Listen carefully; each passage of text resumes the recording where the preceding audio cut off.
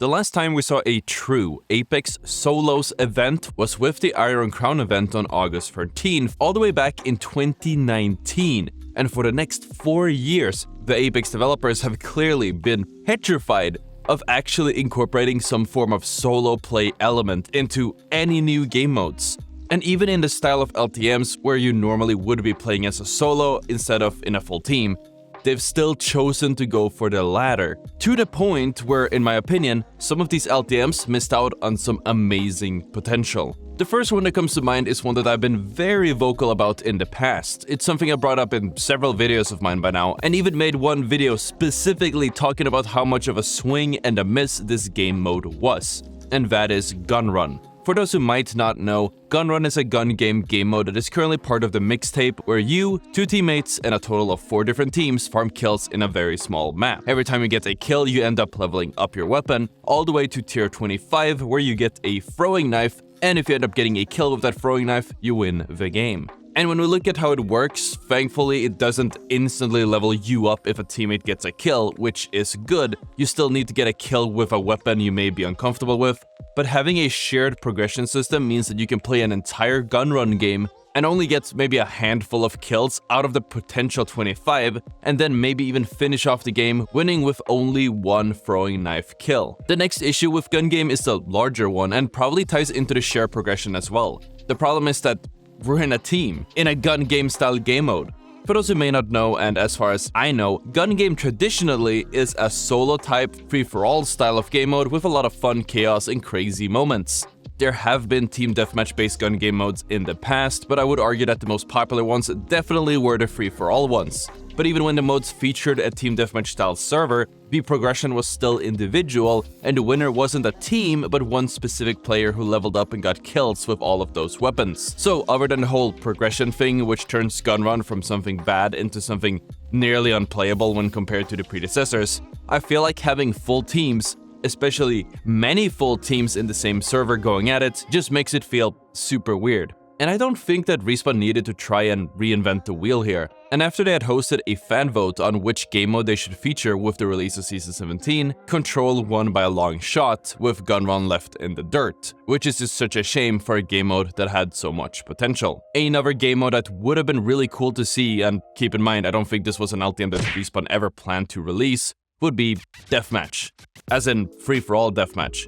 Do the same maps and the same system as the fairly popular Team Deathmatch mode, but instead of pinning 2 teams against each other, we could have just 8 or 16 players duking it out with random respawns. I guarantee it will be a lot more popular than most of the LTMs that we've seen so far, and probably a fraction of the effort to make. And the thing is, the Apex community yearns for some type of Solos event.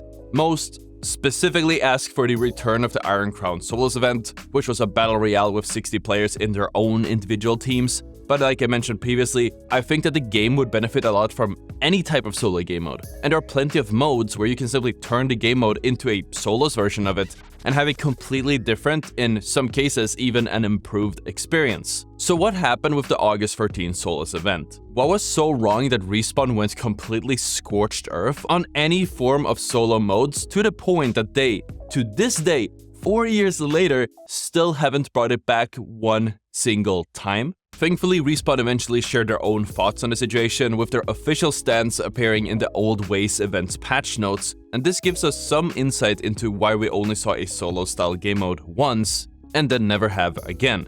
In Respawn's own words, the introduction of solos actually negatively impacted the game, in particular when it came to new player retention, as in how many players stick around when they're new to the game. They also added that the legends in the game purposefully were designed to complement team play and the squad composition, and the addition of solos made those legends more or less useless. My first thought upon hearing this, my first thought of a legend who would struggle could be Lifeline, who has most of her power from reviving teammates that are already downed. So what do you do if you don't have teammates to begin with? Respawn also added that they were looking for ways to allow a solo experience, but keep in mind this was almost 3 to 4 years ago, and the closest that we have today is a duo queue and the option to no-fill, but that's about it. And I mean, as far as answers go, it's a pretty good one, and I doubt that they're lying or anything like that. But I definitely feel like we might be missing a larger part of the picture. There are probably a lot of things that they are leaving unsaid. You know, legend balance is certainly important, and yeah, some legends might be bad in a solo-style game mode compared to other team-based game modes, but I don't think that matters too much. Since there are plenty of hero games where you have seen solo games and the communities just accept that, yeah, some legends are bad in solos and some are better. That's it. So if you guys allow me to go on a bit of a tangent here and speculate a little bit and put that tinfoil hat on, let me throw out a few ideas to expand on their reasoning. So, starting off, it's no secret that the matchmaking isn't really, you know, the best. And if we look back into 2019 when solos actually were a thing, and throughout 2020 when it started becoming a requested feature again, it was a lot worse than the updated version we have of it today. The matchmaking notoriously placed low-level players with high-level players, where the high-level players were expected to carry the lower-level ones, so they in turn would also have some fun, with something that we called Big Brother matchmaking. And full disclosure, Respawn did disprove that they intentionally have something called Big Brother matchmaking, but they explained that the matchmaking more or less does work like that, which, believe it or not, is a very large part as to why solos would impact the new player retention. Because, let me elaborate, new players will eventually get into real matches with real, good players, and they're going to find themselves out of their depth. When this inevitably happens, if they are solo queuing, there will be high-level players also solo queuing who will find themselves on the same team, now with the job to carry those noobs to ensure that they have a good time and to keep them playing the game. Don't get me wrong, I'm sure a lot of bad players don't even consider themselves getting carried in their day-to-day matches, but the designated carries can definitely tell. So what if you're not playing in a team mode? What if you're playing in a solo game mode?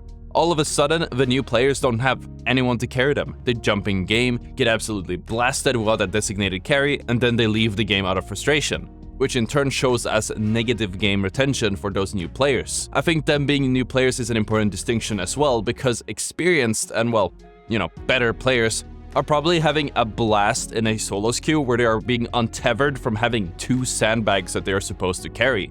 And most of these really good players are also conveniently the ones begging for solos to come back.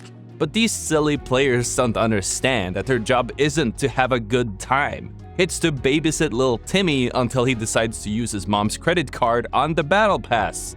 And that's the solo queue angle. The way to look at it, and keep in mind this is probably a huge reach with a lot of conjecture, but it makes sense, so bear with me. It's no secret that being in a pre-made stack is a massive advantage to actually solo queuing, because you can select your own teammates and avoid needing to carry 2 absolute morons. I mean, Respawn sort of admitted as much when they explained how SBMM works with their matchmaking update a few months ago. And you could argue that stacking being an advantage is by design, even though it might be a bit weird. I mean, you even get additional experience if you're in a pre-made squad. So not only do you get easier games for being pre-made, but the game rewards you with progression points as well.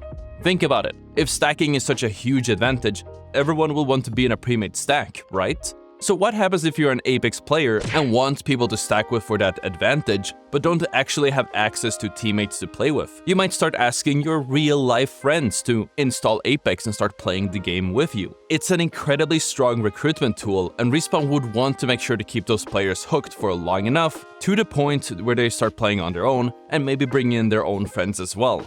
I mean, it's worked for this long, right? But if there's a solos-only queue, not only do you not have the incentive to bring in those other players to start playing with you, you can't bring them in with you in the first place, and these stacks of players are split into individual performances.